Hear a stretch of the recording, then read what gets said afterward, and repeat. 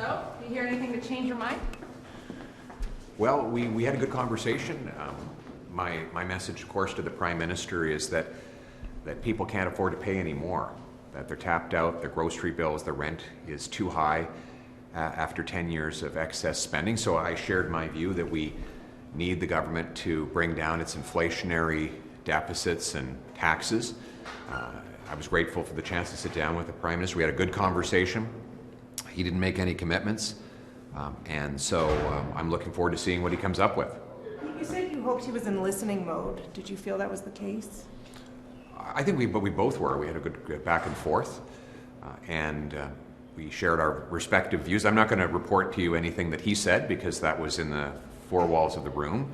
I can only speak for myself, and I reiterated that we need this to be an affordable budget. We've seen over the last 10 years of Liberal deficit spending is driven up the cost of living and driven down investment in our country. So my message is it's time to reverse course on the costly decade of deficit spending that has given us more expensive food and housing. The Canadian people deserve a break. The cost of government is driving up the cost of living, and so if the Prime Minister is serious about making Canada a more affordable country, then he needs to bring forward an affordable budget. Do you get the sense this is a budget that you can support? Sorry, go ahead. We can take both. Okay, you go first. Do you get the sense that this is a budget you could support? I haven't seen anything, but I've sort of laid out my conditions for the party, and we'll see what he comes up with. I mean, history, though, is that opposition parties, official opposition parties, do not support the budget. I mean, you just don't. It's not part of your job. So do you know what I mean? Do you see a world in which this is possible for you? The world would be, it's an affordable budget that gets rid of taxes, excess taxes on investment, home building, work, energy, that brings the deficit down to the level that the Liberals promised only a year ago. Pretty reasonable to go back to the deficit they were running only a year ago. These are the things that he would have to do for us to consider it. At the end of the day, our number one priority is people's take-home pay has to grow, and that comes through more affordable food and homes. The current Liberal policy is driving up the cost of living.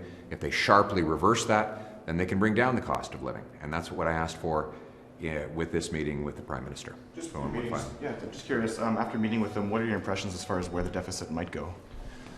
I didn't press him too hard, but the spending has been out of control since he took office. And in a lot of ways, he's spending faster and more than the Liberal government was when he became Prime Minister. Spending on the bureaucracy is up 6%, on consultants is up 37%. It seems like he's got a new agency for every problem in Canada. It's going to be an alphabet soup of different acronyms around the city. And so my sense is that his spending, Mr. Carney's spending, with great respect, is totally out of control. And Canadians are paying the price for his out-of-control spending. What do you say? So why not press him a little bit further on it? Well, I didn't expect I would get an answer to that question in this meeting. And if I did, I'm not going to repeat things he said to me in private anyway.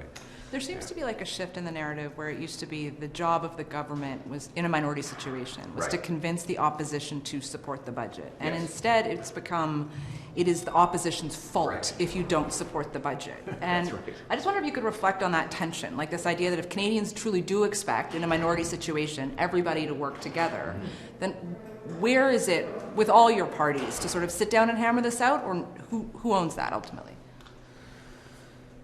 I think it'll be up to the Canadian people to judge when they see the substance and measure it against the votes. But what I've tried to do is be fair-minded and just holding him to the promises that he made. You know, it was a year ago the Liberals promised this year's deficit would only be $42 billion. So I don't think it's that unreasonable to expect that they would keep that cap. He said he would be judged by the prices at the grocery store. Well, those prices are rising at 4% now, twice the Bank of Canada's target rate. My goal is to bring that food price inflation down. He said that he would make he would create jobs. So we're putting forward policies that would actually do that. So I think we've been very reasonable in basically insisting that the Prime Minister live up to the very big promises that he made of himself. And for me, the biggest and most important promise of it all is that people can actually start to afford their lives again. Do you get the sense he wants an election out of this? We didn't discuss that, but All right, thanks very much, everybody. Thank you very much.